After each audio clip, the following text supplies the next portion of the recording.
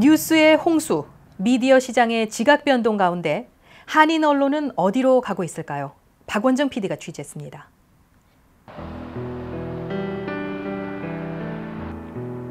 네 달 전 지난 4월 13일 시카고 중앙일보가 문을 닫았습니다.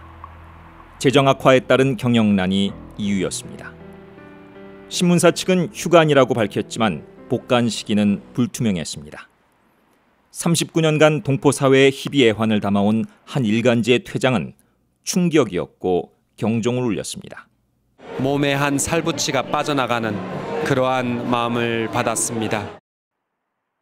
4개월이 흘러 중앙일보는 복관의 움직임을 보이고 있습니다. 신문은 오는 17일 이른바 재창간 설명회를 개최할 전망. 한국 본사 지경이 아닌 시카고 한인들의 자본으로 프랜차이즈식 지역 운영이 될 것으로 보입니다.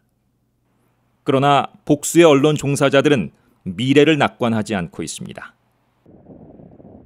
저널리즘 분야에서 미국 최고로 인정받는 노스웨스턴 대학의 리치 고든 교수. Traditional daily newspapers, their time is coming. I don't see that model surviving because of changes in audience behavior and business models and technology. 이는 비단 신문만이 아닌 모든 전통적 매체에 해당되는 사항입니다. 그 어느 때보다 많은 매체가 존재하는 시대, 손안에서 수많은 뉴스를 손쉽게 볼 수 있는 세상. 또 유튜브와 소셜미디어의 발달로 신속하게 전해지는 세계의 소식은 전통적 뉴스의 가치를 하락시킵니다. 수많은 뉴스가 소위 쉽게 소비돼 버립니다. 이에 따라 지역 한인 매체의 수요는 급격히 줄어듭니다. 시카고 지역의 한인 언론은 총 10개, 영상 매체로 뉴스 매거진과 윈티비 겸 MCTV, 한미TV가 있고 라디오 매체로 K라디오와 KCBS 기독교 방송이 있습니다. 일간지로 한국일보와 복간 준비 중인 중앙일보, 주간지로 교차로와 시카고 타임즈, 코리아 트리뷴. 시카고 언론계의 원로인 육길원 전 한국일보 편집국장은 한인 언론의 질적인 문제를 날카롭게 지적합니다. 신문을 했던 사람으로서 요즘 느끼는 거는 요즘뿐만 아니라 최근이죠.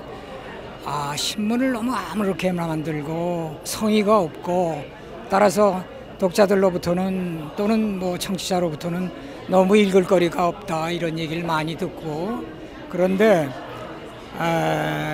이유야 경영이죠. 경영난.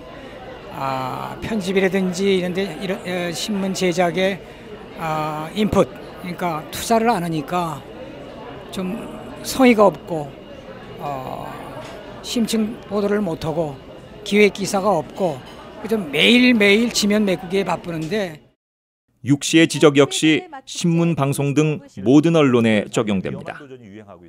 그러나 현실은 이를 극복하기 어려운 상황입니다. 최근 30년 내 가장 어려운 경제 가운데 대부분 언론사의 풀타임 직원 수가 10명을 넘지 못하고 취재 기자 또한 2명 이하입니다. 한인 사회의 행사 취재만 해도 모자란 인력, 생활에 밀접한 이슈나 심층, 기획 취재를 하기엔 더욱 어려운 형편입니다. 전문적인 교육을 받지 못한 초보적 수준의 기자가 다수이고 기자의 이직률이 높은 것 또한 양질의 기사가 생산되지 못하는 데 기여합니다. 아이러니하게도 2018년 현재 시카고의 한인 언론 수는 역대 최다, 타민족 커뮤니티 매체 수의 2배 이상입니다. 반면 이민 감소와 고령화에 따라 소비 인구가 줄어들면서 한인 사회의 경제 규모는 매해 축소되고 있는 상황입니다. 복수 언론사의 광고 담당자들에 따르면 시카고 한인 광고 시장은 10년 전의 절반 규모, 현재 월 20만 달러 수준, 월 20만 달러의 파이를 10개 회사가 나누는 셈입니다. 한인 사회에서 소비가 늘어나고 광고의 수요가 증가하지 않는 이상 한인 언론의 재정적 어려움은 갈수록 가중될 것입니다. 이 언론하고 연결된 게 시카고 동포사회의 경제하고도 연결되어 있습니다. 사실상 시카고 동포사회의 경제가 많이 발전되고 또 붐이 되면은 언론도 많은 어떤 뭐 보도라든지 광고를 통해서 수익 창출이 되었고 비즈니스가 꾸준히 될 수 있기 때문에 제일 중요한 거는 언론하고 같이 경제하고 같이 힘을 합쳐서 동포분들이 힘을 합쳐서 한꺼번에 이거 일어날 수 있는 그러한 좀 기반이 되어야 되지 않을까 이렇게 생각합니다. 서희탁 한인 회장은 기존의 틀에서 벗어나 미국 사회 소식도 밀도 있게 다루며 주류 사회를 공략해야 한인 사회 밖에 고액 광고를 수주할 수 있다고 강조합니다. 미 주류 사회를 공략하지 않는 한 이 한인 단체를 한인 단체들로 또 한인 동포들만 가지고는 굉장히 운영하시기가 힘들 것으로 생각을 합니다.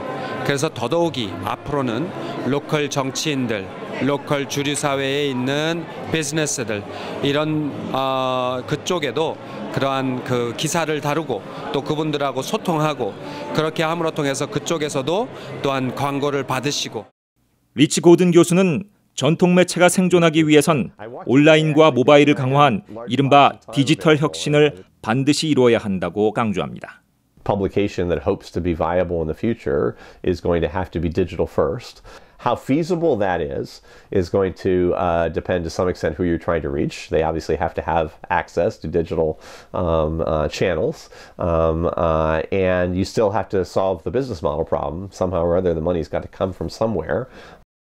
시카고 한인 언론들도 디지털 플랫폼을 등한시하지 않고 있습니다.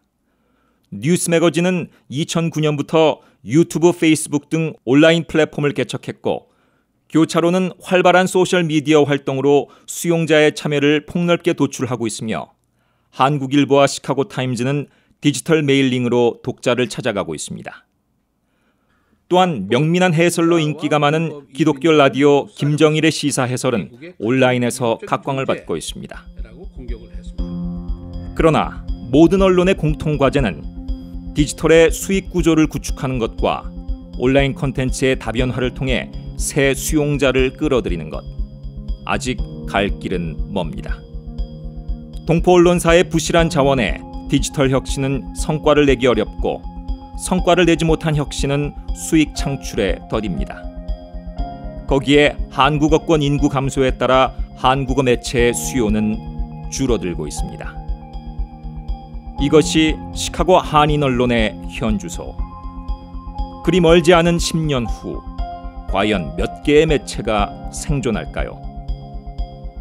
우리는 오늘도 내일의 답을 찾고 있습니다. 시카고에서 뉴스 매거진 박원정입니다.